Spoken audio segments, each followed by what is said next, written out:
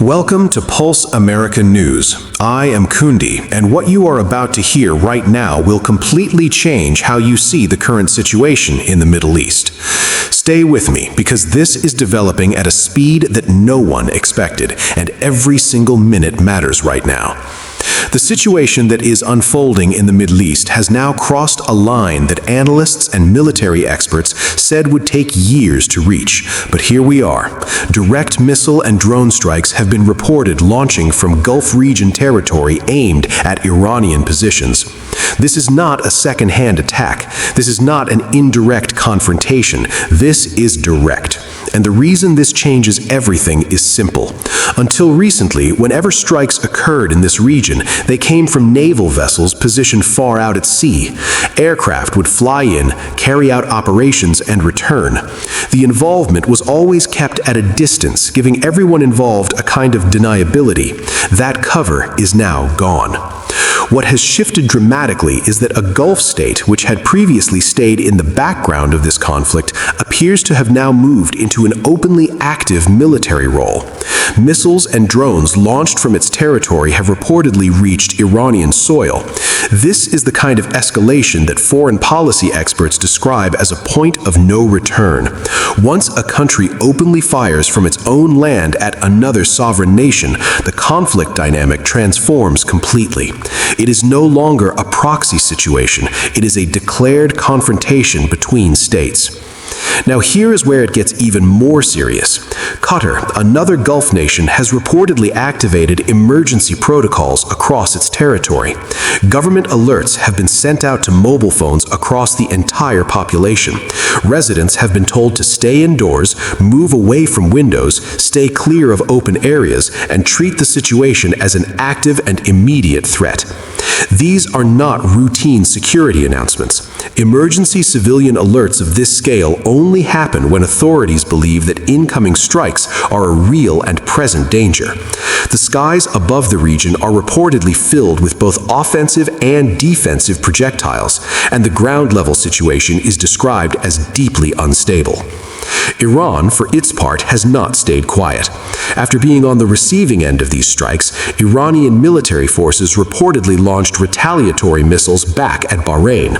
This exchange, an attack followed immediately by a counterattack, is exactly the kind of cycle that military historians describe as the opening chapter of a full-scale regional war.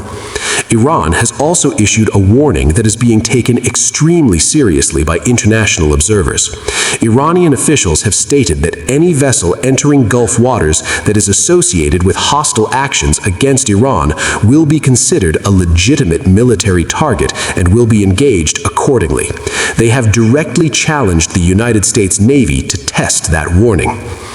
To understand why this naval threat is so significant, you need to look at what has been happening in the Strait of Hormuz over recent weeks.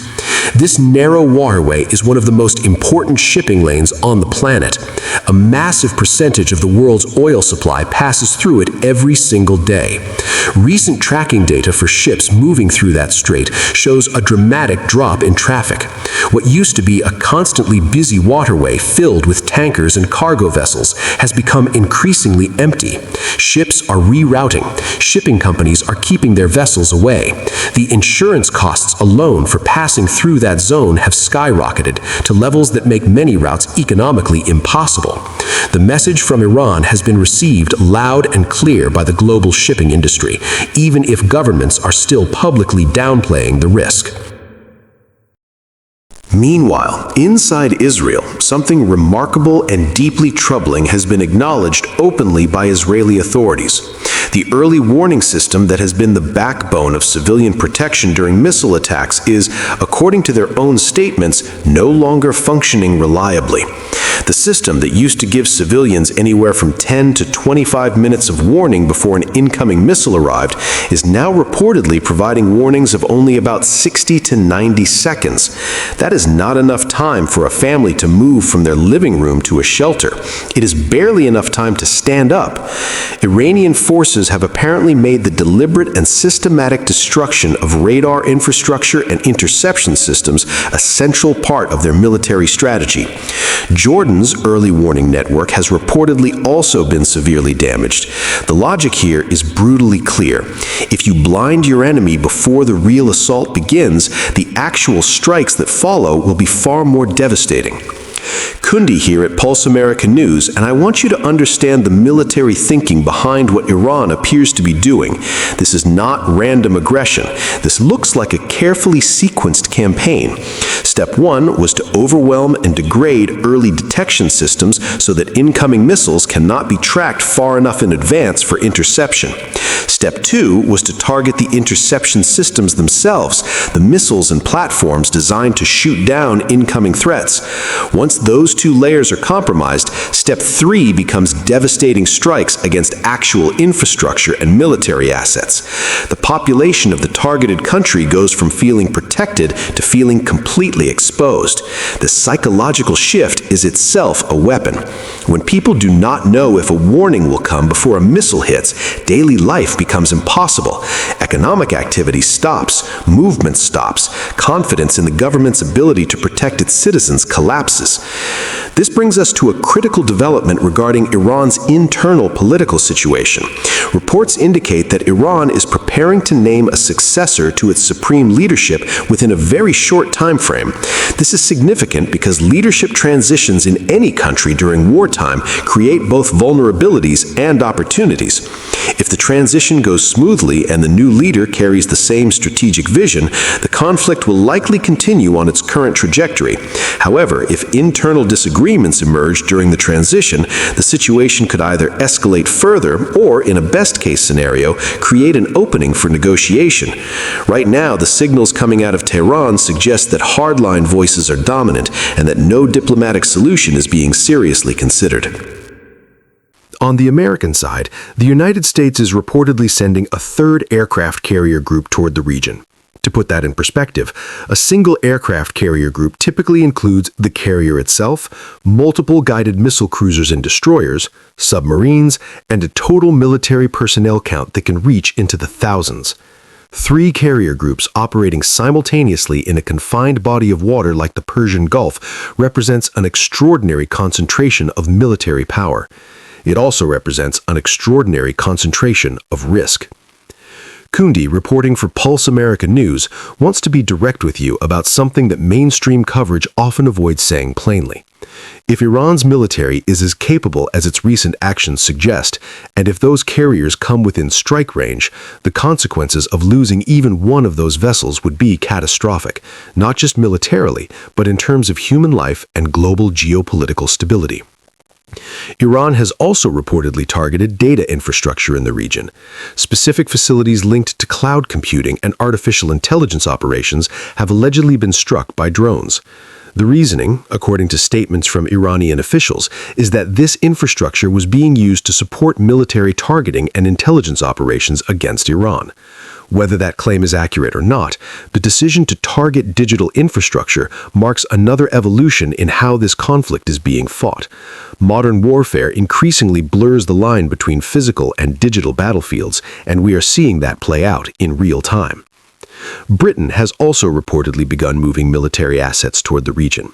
With British bombers and carrier strike capabilities reportedly being positioned, the conflict is no longer limited to the United States, Israel, Iran, and Gulf nations. The entry of a major European military power changes the equation significantly. It widens the conflict geographically, adds new logistical supply lines, and sends a message to the international community that Western nations are committing to a sustained engagement rather than a short-term show of force. Let us take a moment to step back and look at what Iran has reportedly hit in a single operational period.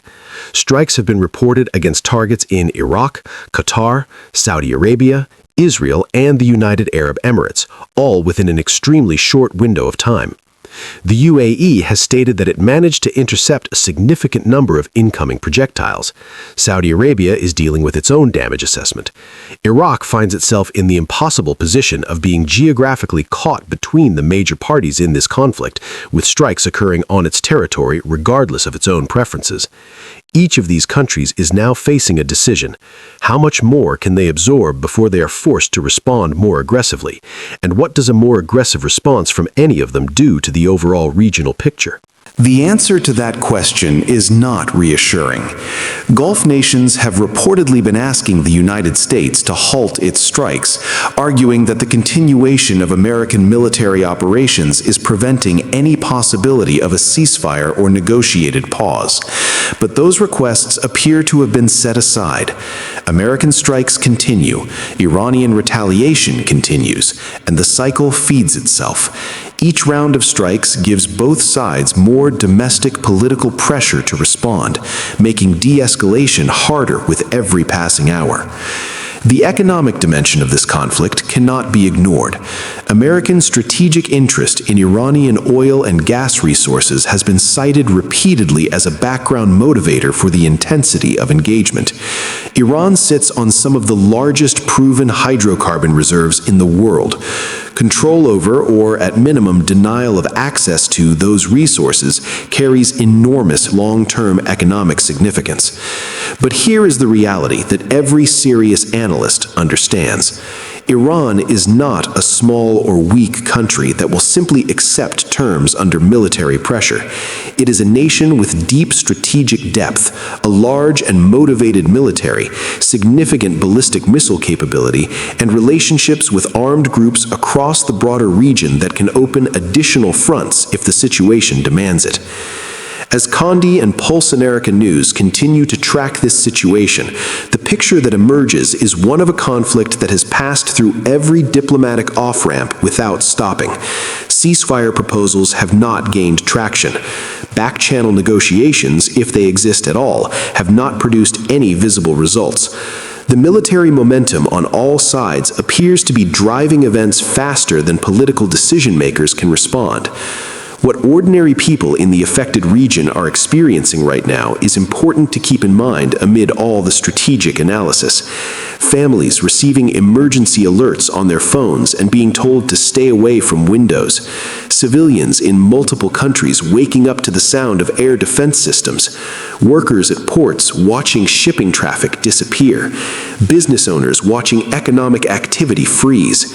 These are real human consequences happening to millions of people while governments and militaries execute their strategies. The coming days will be decisive. Whether the third American carrier group arrives and changes the military calculus, whether Iran's leadership transition creates any shift in posture, whether any Gulf nation breaks ranks and pushes harder for a ceasefire, whether the naval confrontation in the Strait of Hormuz escalates into actual ship-to-ship or missile-to-ship exchanges, all of these variables are live and active right now. None of them have resolved, and each one carries the potential to either intensify this conflict dramatically or, in some scenarios, create an unexpected opening toward de-escalation. This is Pulse America News. I am Condi. The situation in the Middle East is at a genuinely historic and dangerous juncture. Stay informed, rely on verified information, think critically about what you are being told by all sides. Share this with anyone who needs to understand what is actually happening beyond the surface-level headlines. And stay with Pulse America News as we continue to bring you complete, honest, and detailed coverage of everything that develops.